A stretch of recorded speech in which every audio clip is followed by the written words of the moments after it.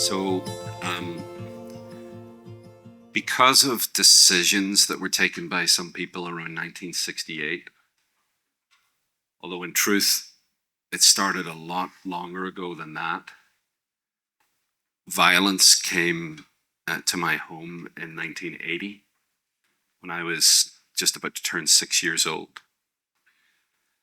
And in some sense, the legacy of that violence continues to this very day. And it wasn't the only time. Let me move this closer. It wasn't the only time, and we were not the only family. And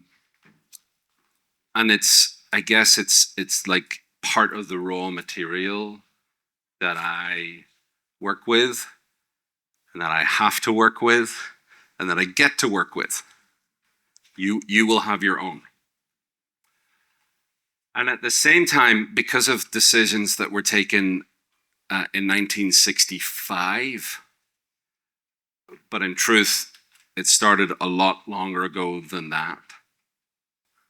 I would say at least 2,000 years ago, and maybe even on day one.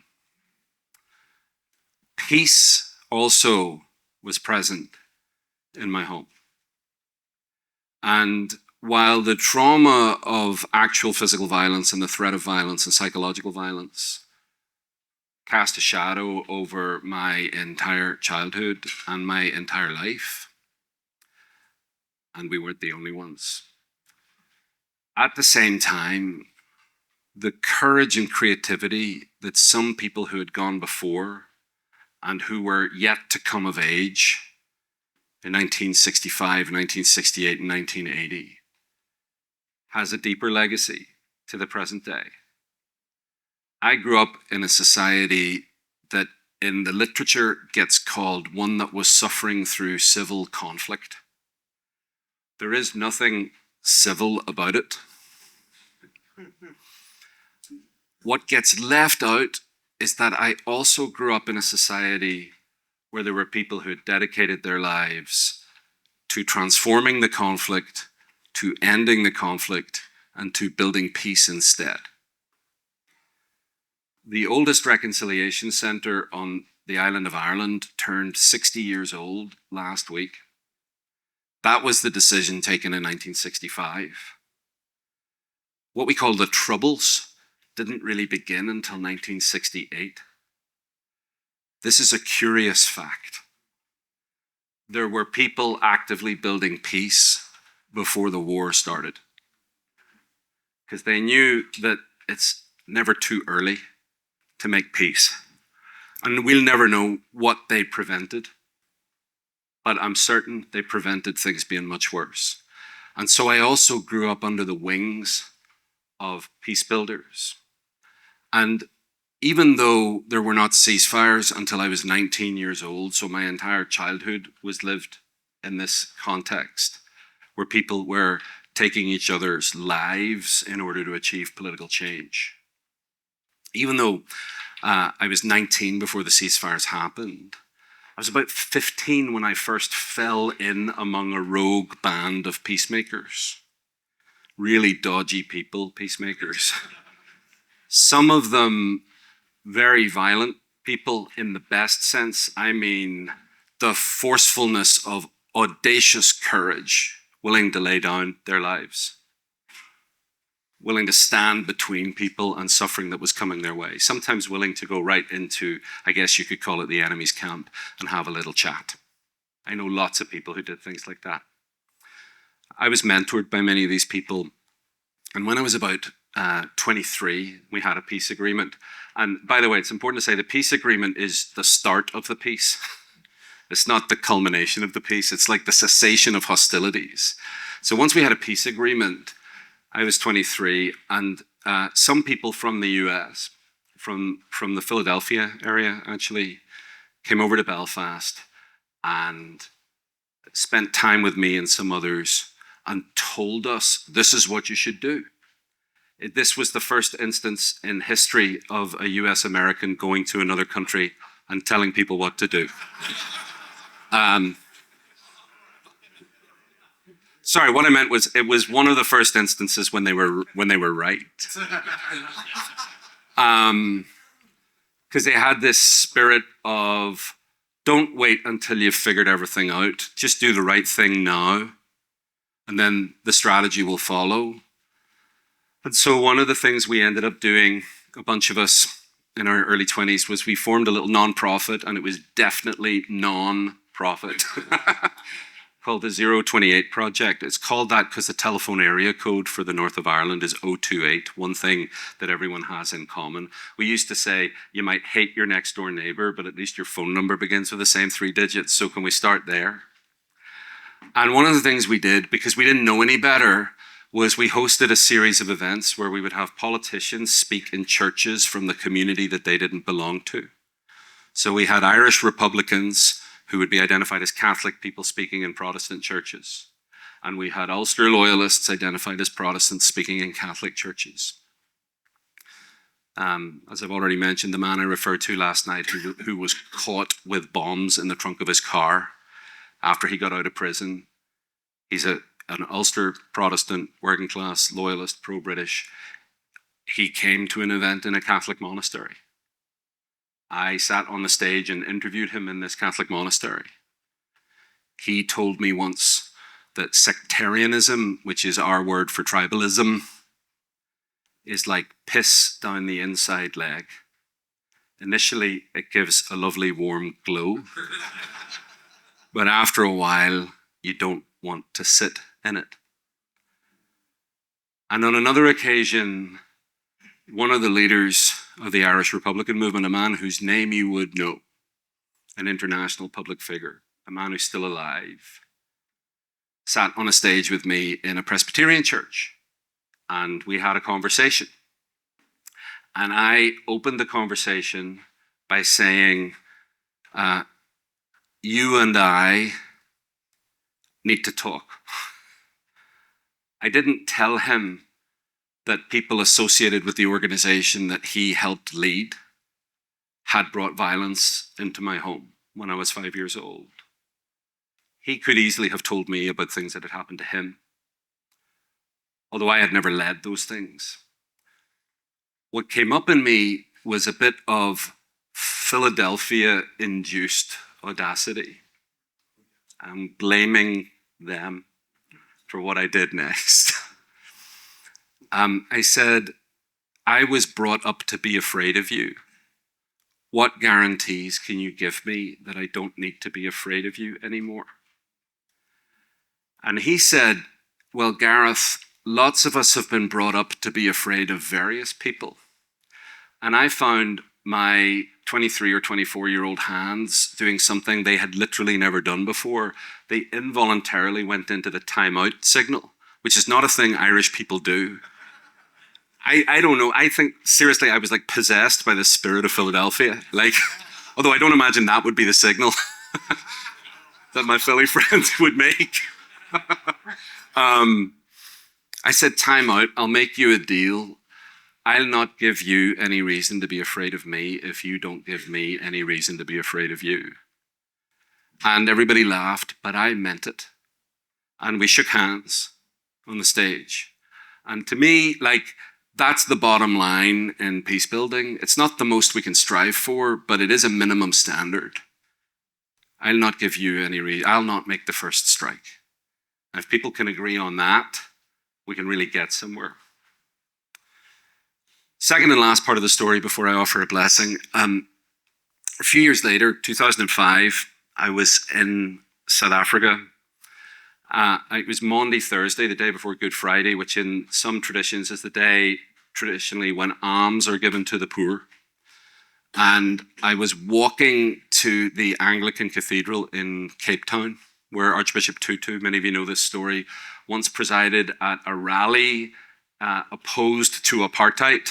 And the South African secret police had come in and lined the walls of the church and started taking names and sometimes taking photographs and intimidating or trying to intimidate the people in the room.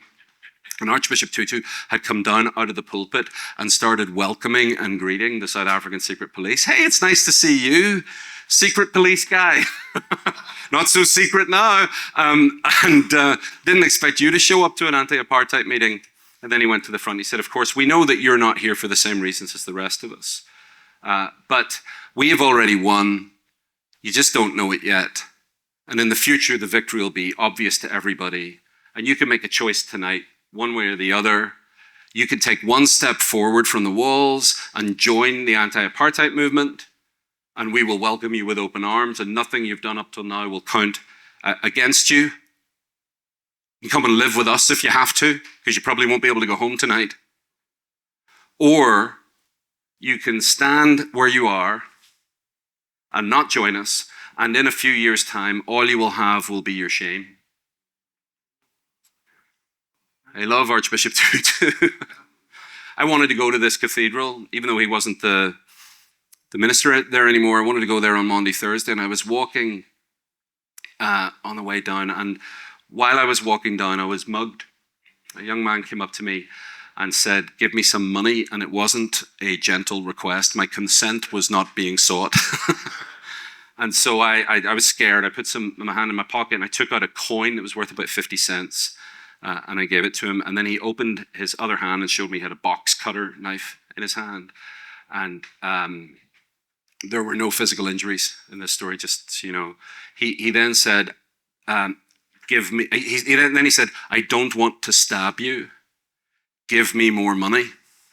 And I thought that was rather nice of him to tell me he didn't want to stab me, but it seemed incongruous that he was waving a knife at me at the time. But it also did mean that we were starting from common ground, because I didn't want him to stab me either. I had been trained not so much in the practice of active nonviolence, which is one very important part of it, but actually I think the bulk of what matters about nonviolence is the thinking of nonviolence. And nonviolence married to creativity, taking action that creates something, that prevents the reasons why you might need to have active nonviolence or active interventions. So I'd been trained in the thinking, and this flashed into my mind. I knew what to do. Tell him you're late for church. So I reached into my pocket, I took out another note that was worth about $1, and I slammed it into his hand. That was the only act of physical aggression that occurred between us. I slammed it into his hand and said, look, mate, I'm late for church. And I stormed off down the street, indignant and shaking, and more shaking than indignant, and not looking back. But he didn't follow me, and I don't know if I gave him as much money as he wanted, or if he had a Damascus Road experience because I intervened with the anger and whatever was going on in him. But when I got to the church, my hands were shaking. And when they gave me the order of service, it was hard for me to read. And so I kind of put it down and looked at it and was reminded that this was the day to give alms to the poor. Now, I do not think it is legitimate to threaten people with box cutters. But people took decisions, maybe as early as 1948, when apartheid was established in that country, or 1172, or who knows when, that led to things happening that didn't go right in that guy's life. He shouldn't have threatened me with a knife, and who knows why he felt he needed to. Who knows why he felt he needed to. The following week, I got back to Belfast, and Pope John Paul II died. You'll remember he died overnight on a Saturday. And the following afternoon, I got a phone call from my recent ex-girlfriend saying, have you seen what they've done at the Annandale embankment? And I said, no. And she said, they've put anti-Catholic graffiti up. And I said, okay. And she said, well. And I'm like, what? And she said, somebody needs to do something about it. And I got the impression that she had a clear sense of who that somebody was.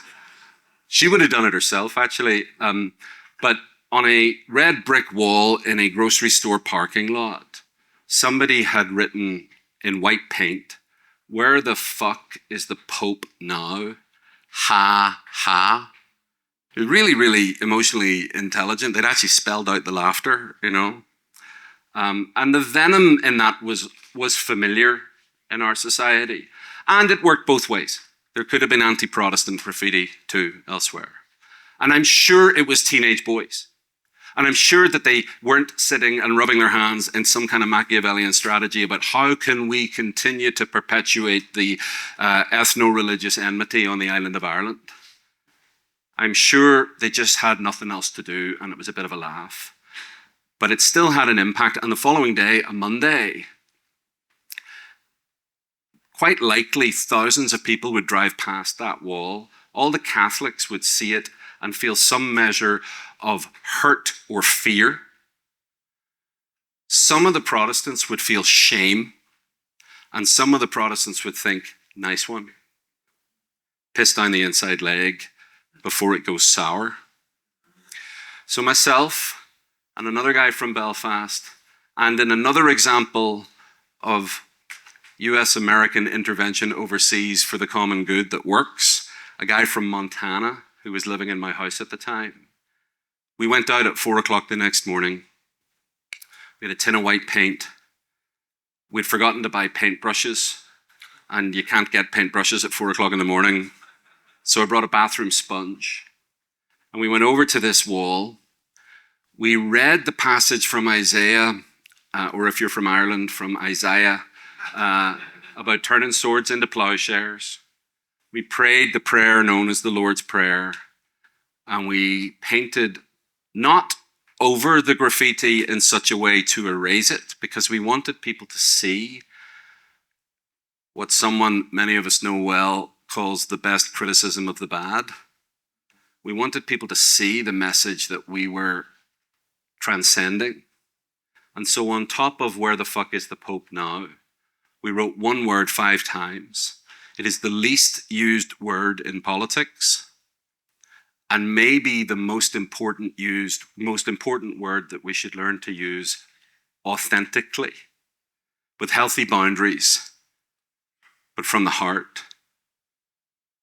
And that word is sorry. And so when people drove past it the next day, they saw the faint outline of where the fuck is the Pope now, ha ha. But in strong white letters, sorry, sorry, sorry, sorry, sorry.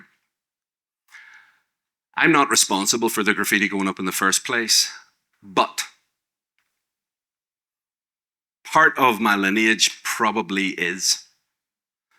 I'm also one of the targets of that graffiti, because I am 50% Indigenous Irish Catholic and 50% Northern Irish British Protestant and 1/8 Polish Jew.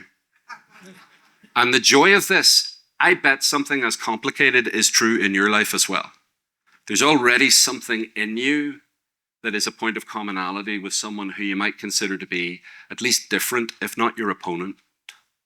And again, I know we need boundaries and we need agreements about no first strike, but maybe we need to make that agreement within ourselves first about what heart we're going to come from in terms of how we humanize even our enemies. So the postscript to that is the following night, we didn't really tell anybody about it. We went home and had tea and bacon sandwiches at 5 o'clock in the morning. And I got to tell you, when you do something like that, which is exhilarating, and it really wasn't risky, although at one point a milk delivery truck drove past us, and they were the original electric vehicles in the UK and Ireland at least, and they didn't go more than 30 miles an hour because they would deliver milk to your door in the middle of the night, and part of it was about not waking people up in the middle of the night.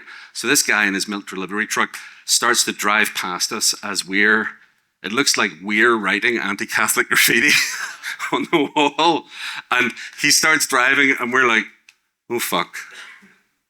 Oh no, we could outrun the truck. So I do wish that I had been chased by an electric milk truck, but the following night, it was on the BBC News Bulletin. The day after, it was on the second page of the main Protestant newspaper, being held up as a good example because we don't want any more of that shit anymore. And best of all, a community worker I knew who was working with young Protestant working class people that week told me that someone who'd been involved in paramilitary leadership had said to him, "Here, did you see what happened at the Annandale embankment?" I don't know who it was that did that, but I'm glad they did, because my journey to prison began with writing anti-Catholic graffiti. And so you never know what the ripple effect can be of a simple, sometimes quite fun, exhilarating thing to do. And to lead into the activity that Sean is going to lead us with and bless us with, this is a blessing for the conflict into which you were born. Maybe you were born into an even more intense conflict than the one in and about the north of Ireland, or maybe the conflict you've known was less physically aggressive, and yet it's still valid as a source of wounding in your life, and it may be a portal to a gift that you have to offer the world that we're in right now. For the conflict into which you were born, it's been with you from the start, to the point where it sometimes feels like it was the start. And that's in part because it started before you did. You were the ping pong ball, but they were using baseball bats. You smashed between them and divided against yourself. Their mutual enmity blinded them to how it left you feeling that it was all your fault, that somehow you were polluted, toxic, split down the middle, broken. Decades of that split have left you still at war with your own selves, at war with your own molecules, unable to protect the opposing sides from each other, never mind reconcile them. It is time for a peace process for yourself. Not a sweeping under the rug, nor a denial of the need for sane boundaries. Indeed, a true peace process is a sanity process too. You are bigger than the conflict you were born into. Your sanity has been protected by the part of you that knows the world you've been living in is itself insane. Your sense of what was broken comes from your sanity. Your sense of sorrow comes from your sense of love. So may what did not, could not happen for them now happen for you. May the fault lines uncrack and rebind themselves with new agents. The tenderness of a heart that wants to treat others only as it would want for itself, and the character to act that way. Step into the role to which you are ordained, a wounded healer, but a healer nonetheless, who knows his own soul is worthy of as much healing as both the most vulnerable among us and those who did not know how to pass on only the best of themselves. Sean.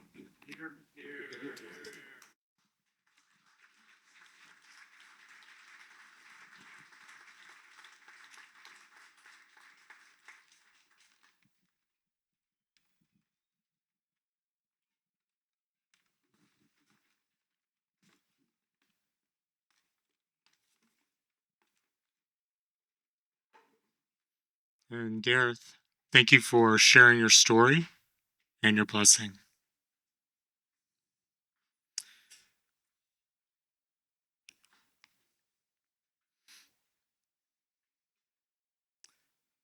So all of you have a wooden shield.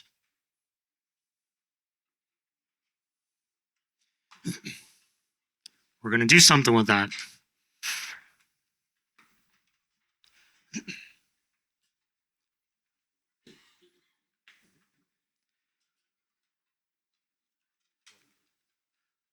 So throughout history, the shield has symbolized both protection and identity. It tells the story of how we have had to stand in the world and what we have chosen to defend. Today, you will create your own shield, not as a weapon of war, but is a reflection of your personal warrior journey. On the front, you will explore the outer landscape, your outer landscape, the armor, the challenges, and the conditioning that have shaped how you show up. On the inside, you will explore the inner landscape, what you hold sacred, what you cherish, and what you protect with love and conviction.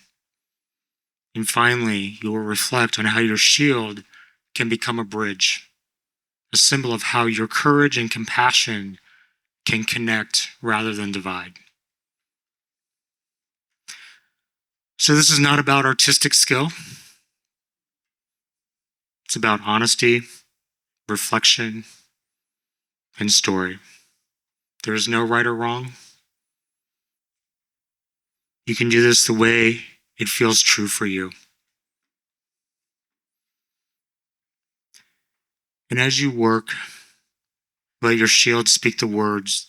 Speak what your words cannot. Create from your heart and your intuition, not your head.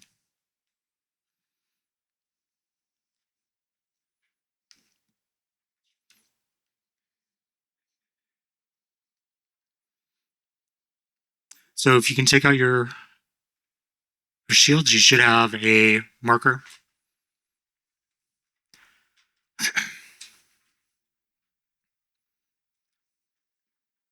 That's helpful.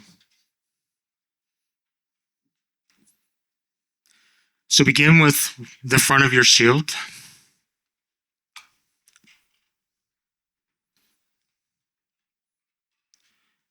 What are the battles that you have fought? The scars you carry and the expectations you've had to live up to? What armor have you built to protect yourself? And what do people see when they look at you? So you can use words, symbols, pictures to represent the dings of life, the conditioning, and the outer image that you've carried. You can also use what you've brought in here from nature, and you can apply it onto your shields. Do we pass out the glue sticks? You have them? Yeah. So we'll distribute the glue sticks as well if you want to apply. So we're going to take about 15 minutes and take this time to reflect, to draw, to write, and to create the image on the front of your shield. And we'll give you 15 minutes. Go ahead.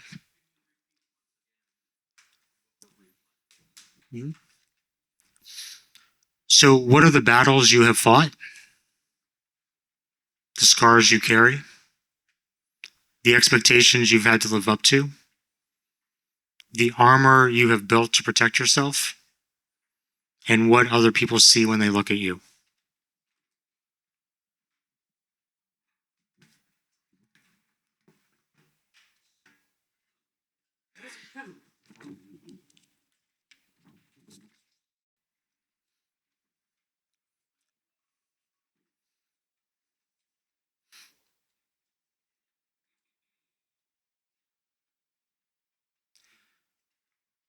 So I'd like you now to take a look at your shield, taking a look at both sides, what you see in terms of what you show the world, how you've been shaped by your experience, and on the back, the story of the ways you've been guided by love and purpose and what you hold dear. And as you look at your shield, I want you to ask yourself, how can your shield become a bridge? How can your strength, courage, compassion help connect inside of a divide? What would it look like to carry this shield as a symbol of both protection and connection? So just take a moment to look at your shield, to reflect. Where are you seeing the connection of your story, which you hold dear? What folks don't see that could serve as a bridge?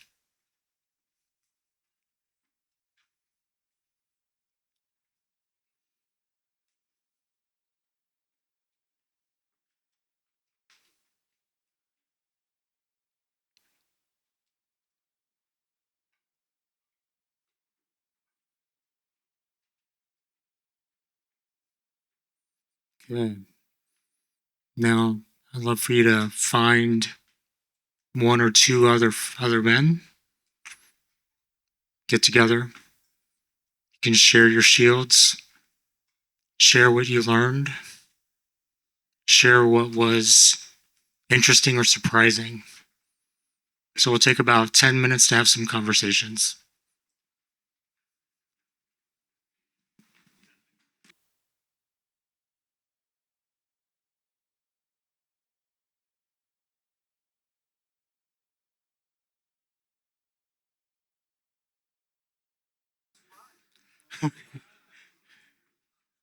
Good. Harder to do the second part. Harder to speak about. Harder for me to do the second part, the back half. What are my deep values? What am I really willing to fight for? Easier for me to think and process how I am perceived, how I want to be perceived, how I believe I am perceived, than really thinking deeply about my vision, my passion, my purpose, and what I would do anything for. Much harder for me. Can anyone else relate? Yeah.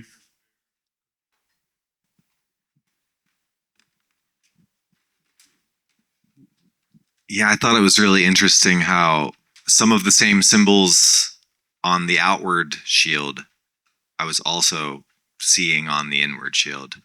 So I'm still trying to explore that. How is it that a wound can end up being an entrance point to my own heart?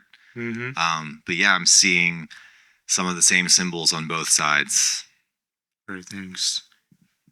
One or two more. Sure. Well, I got a little stuck because I've changed a little bit in the 71 years I've been alive. So I ended up with a womb countdown and trying to figure out how I've changed over time. And of course, that really went in a completely different direction in terms of my development, in terms of my wounding, in terms of what I know right now.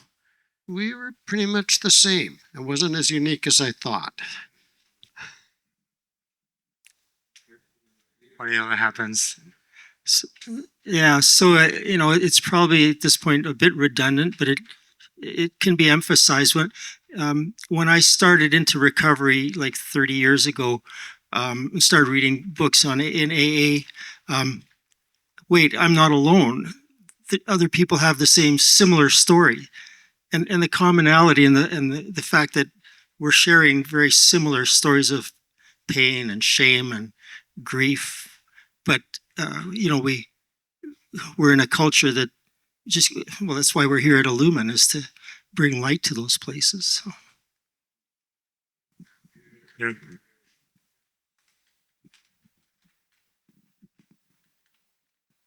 I think both during our individual shares and the group shares, the thing that strikes me most interestingly is that we are not a part of this world. None of our values or the things that matter were things that were external, other than family and friends and brotherhood and relationship. Nobody put a nice new Mercedes. Nobody put a big house. Nobody put a promotion. None of those things, I mean, may matter to us superficially, but by and large, those are not the values that we hold sacred. Those are not the things that we would fight for and be fiery and be a warrior for. These relationships and these people And this sort of fellowship is what matters and what we hold dear.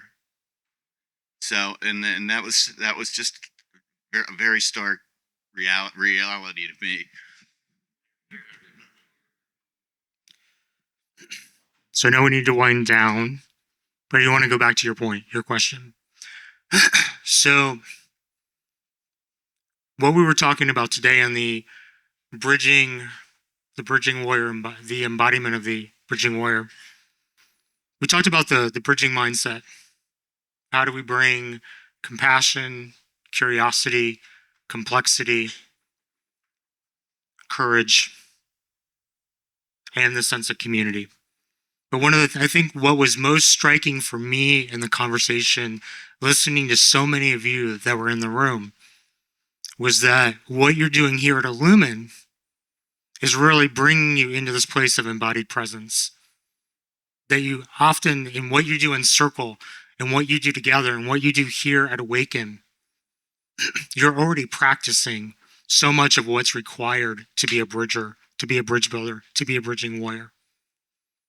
The question is, when you're going into those places that are difficult, that are challenging, to ask yourself, what is the gap?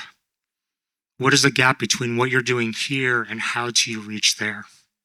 How do you bring the heart? How do you bring the love?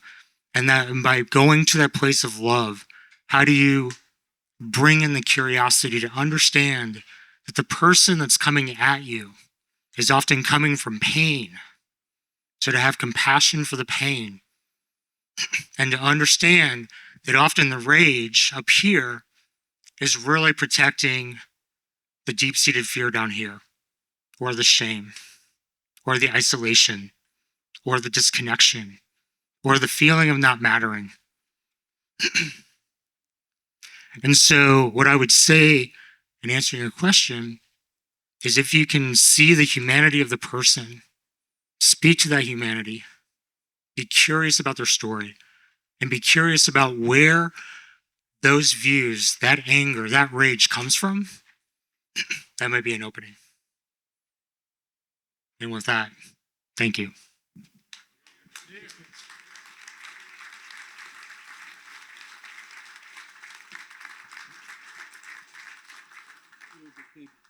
I'll have more announcements later, but a note for the reception team. Gareth is coming up to give a blessing, and then we need you to head down as soon as Gareth's finished. But there will be more after that.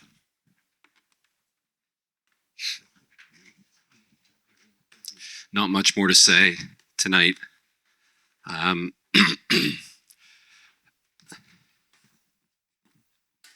There's a story about.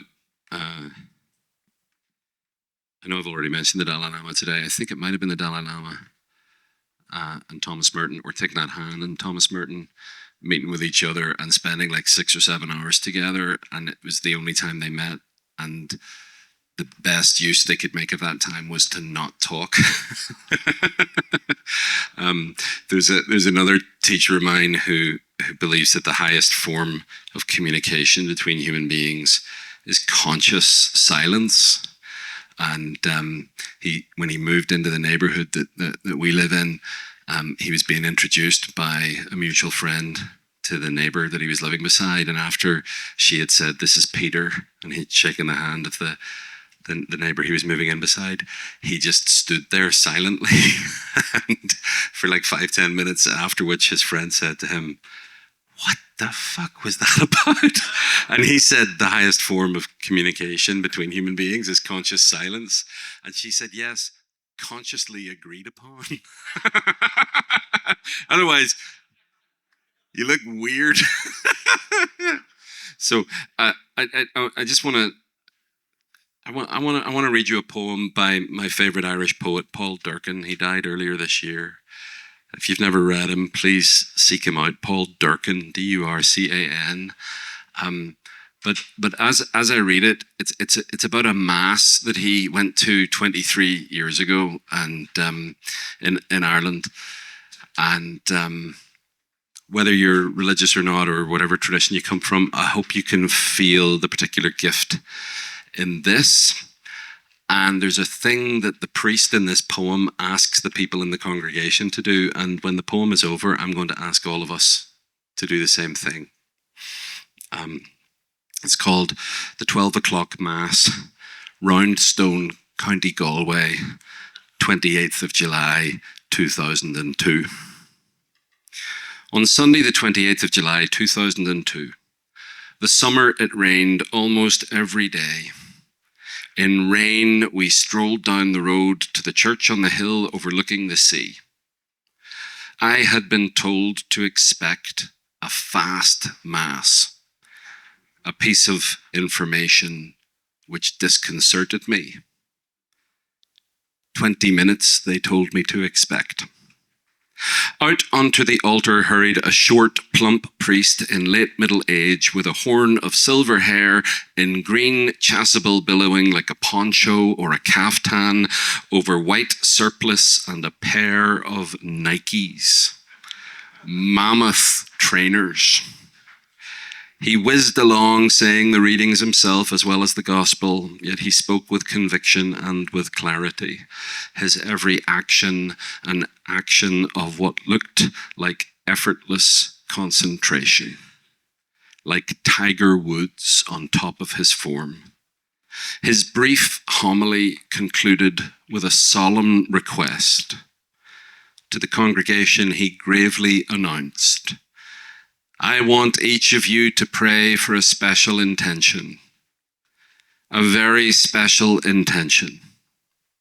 I want each of you in the sanctity of your souls to pray that in the All-Ireland Championship hurling quarterfinal this afternoon in Croke Park, Clare will beat Galway. The congregation splashed into laughter and the church became a church of effortless prayer. He whizzed through the consecration as if the consecration was something that occurs at every moment of the day and night, as if betrayal and the overcoming of betrayal were in every minute occurrence, as if the consecration were the now in the now of the Hail Mary prayer. Pray for us now and at the hour of our death. At the sign of the peace, he again went somber as he instructed the congregation, I want each of you to turn around and say to each other, you are beautiful.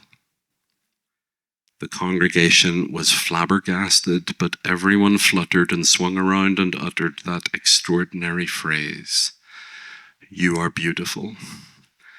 I shook hands with at least 5 strangers, 2 men and 3 women. To each of them saying, you are beautiful, and they to me, you are beautiful.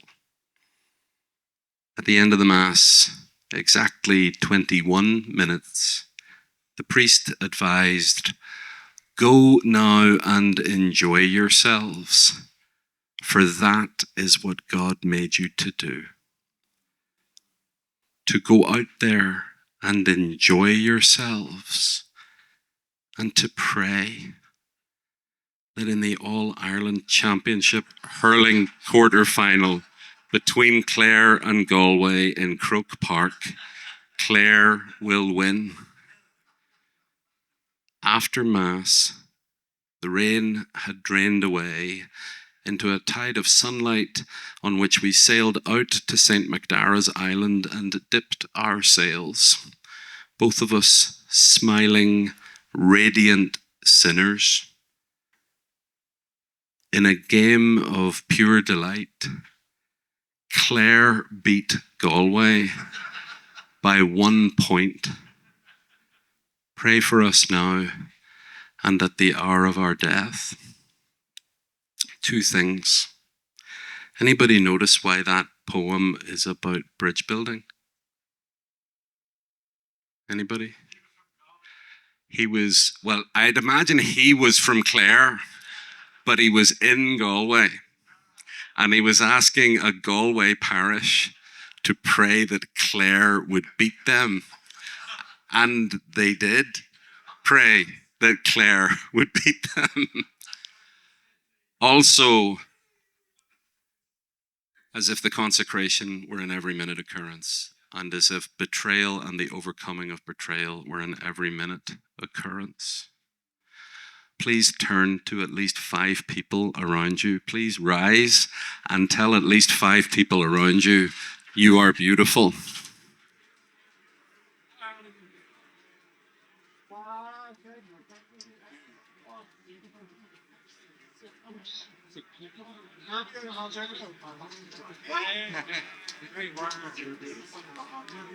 All right, Roman, should I go ahead and take it from here, or do you say anything else? Okay. So what's it called? You're beautiful. So are you. Thank you. And here's Okay, so if you're on the reception team, if you can head down there now. We're not finished here yet. Please give Matt Lyda your most beautiful attention.